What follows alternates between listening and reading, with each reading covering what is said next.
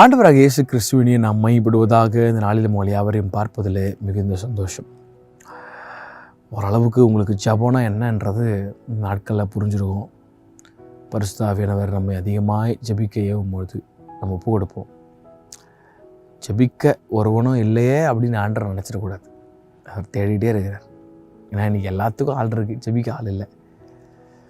ஆமாம், நல்லா ஜெபிங்க.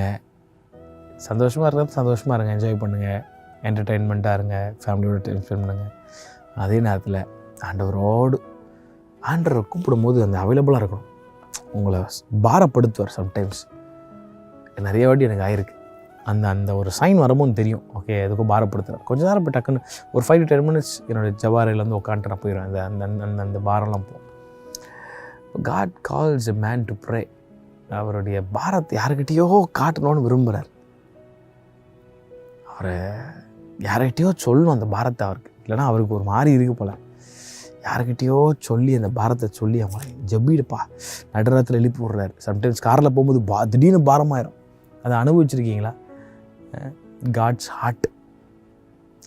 எத்தனை பேருக்கு அந்த காட்ஸ் ஹார்ட் வேணும்? காட்ஸ் ஹார்ட் வேணும்னா நீங்கள் ஜெபிக்கிற மனுஷனாக இருக்கணும்.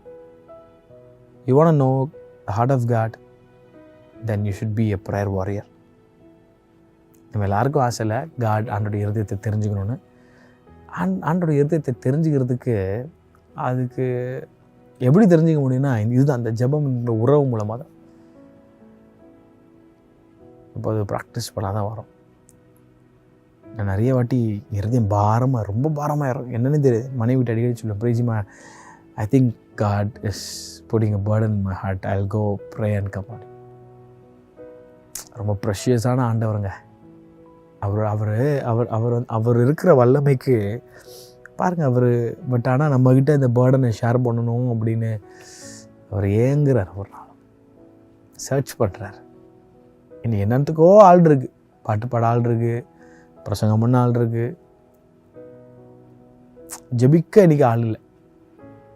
ஜெபிக்கிற ஆள் இல்லை. ஜெபிக்கிறதுக்கு அதுவும் தாண்டி காட்ஸ் ஹார்ட்டை புரிஞ்சு ஜெபிக்க ஆள் இல்லை.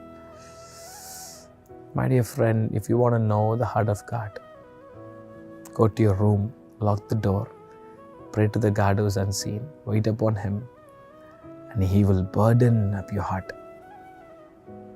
என்னன்னு ஜெபிக்க தெரில சார் அப்படின்றீங்களே, இப்போ உட்காந்து பாருங்கள்.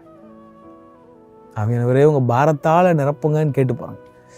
அவர் உங்கள் பாரத்தை வைக்கும் போது உங்களால் அதை அப்படி அந்த வெயிட்டை உங்களால்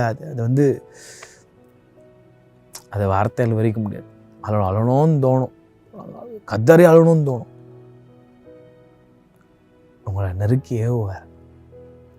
if you are in that zone, you are very precious in the sight of God.